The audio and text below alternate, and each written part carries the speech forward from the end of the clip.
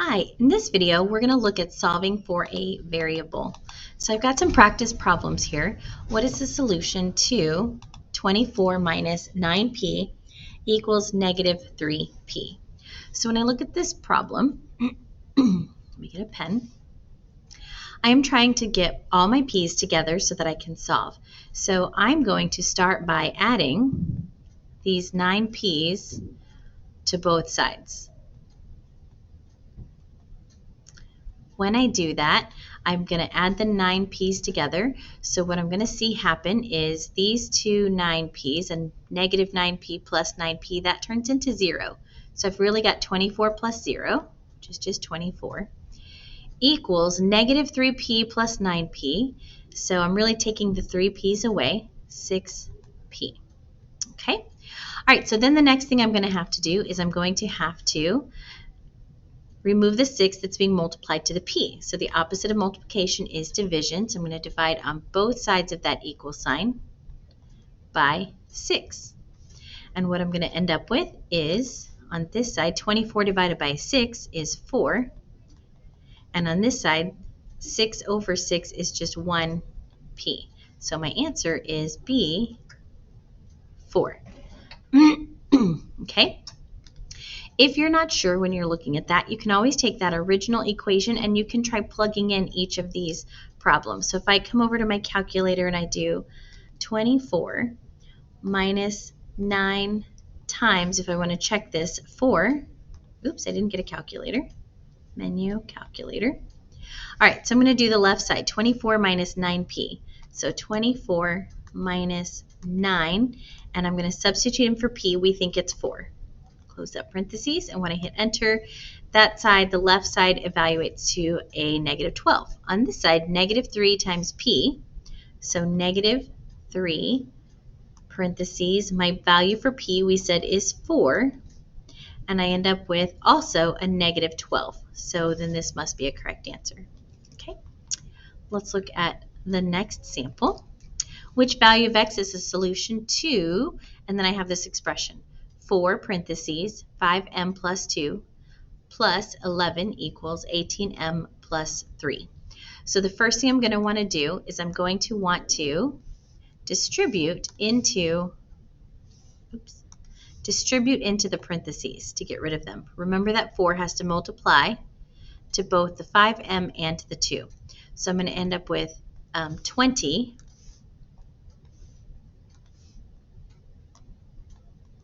m, and then 4 times 2 is a positive 8. And then my parentheses are closed, so then I just write the rest. Plus 11 equals 18m plus 3. Okay, from there I want to get combining any like terms I can. So if I look on the left-hand side, I can see I have this plus 8 and the plus 11 on the same side of the equals. So that means I put them together like normal. So 20m plus 19. And when I look on this side, these are not like pairs, so I can't put them together. So just 18m plus 3. Okay. Next thing I want to do is I want to get all my m's together on the same side. So I'm going to take my smaller of my two m's and I'm going to move it to the other side. Since I'm going to move to the other side of the equals, I have to do the opposite of its sign. So it's an 18m. I'm going to subtract 18m on both sides. So 18 and a negative 18 are going to cancel out to a 0. On the left-hand side, 20m's minus 18m's is 2m's. Plus that 19 comes down. This canceled to a 0, so 0 plus 3 is just 3. Okay. Next thing I'm going to do is I want to get this 19 over to the other side so that the term with the m in it is all by itself. So I'm going to subtract 19 on both sides. So my plus and my minus 19 becomes a 0. And I end up with 2m plus 0 is just 2m. And on this side, a 3 plus a negative 19 is really a negative 16. And don't forget that's representing our equal bar there. Okay? If you have a hard time adding and subtracting with negatives, that's why we have a calculator, right? So you can always just do 3 plus a negative 19 or 3 minus 19. And you'll see if you do 3 plus a negative 19 or 3 minus 19, you get that negative 16. Okay, so I still have that 2 in front of the m that I want to get rid of. So in order to get rid of it, since it's being multiplied 2 times m, I'm going to divide it. And I'm going to see that m equals a negative 8. So A is my correct answer.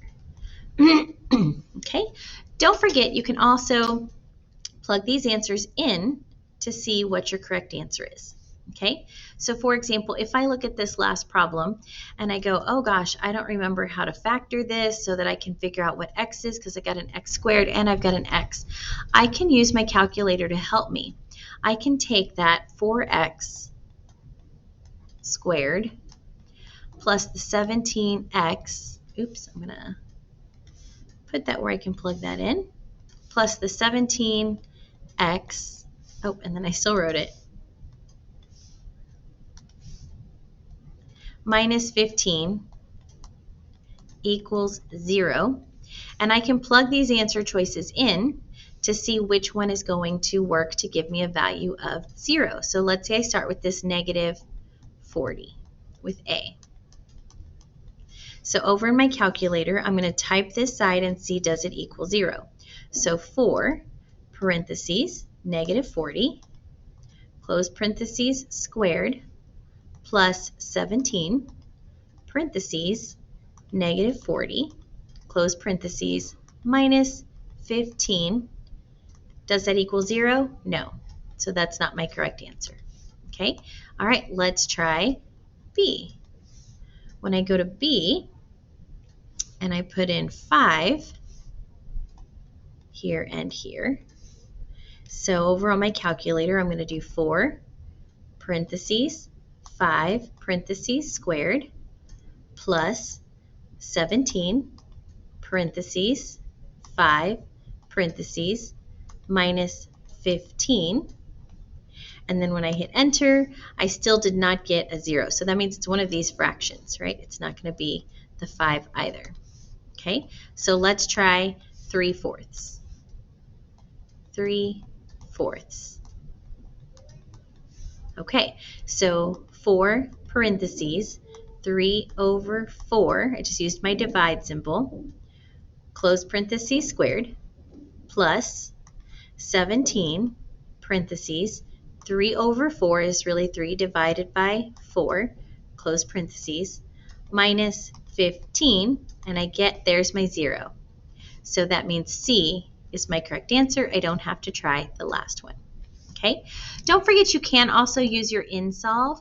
Your InSolve will work for your number 1 and your number 2, but it doesn't, sometimes you'll have some issues when you look at a problem where you have a square, because remember when you have a square it's really a parabola, so oftentimes there's 2 different answers.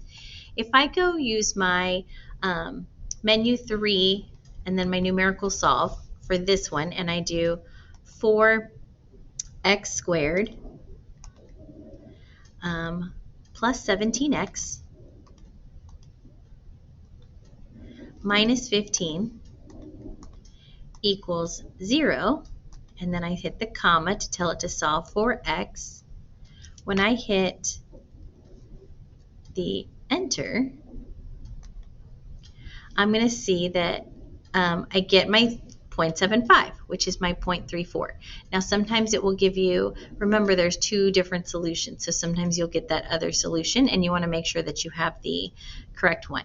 Okay, so hopefully that helps with solving for a single variable. Remember, it's not always going to be an x, it's not always going to be a y, sometimes you'll have different letters. So if you are using that InSolve, make sure if you're using the 24 minus 9p equals a negative 3p, that when you hit the comma, you tell it you're solving for p. Make sure you stay consistent on that variable, and you can see my answer there was still 4. Okay, hopefully this helps. If you have any questions, make sure you ask your teacher or your tutor. Thank you so much for watching.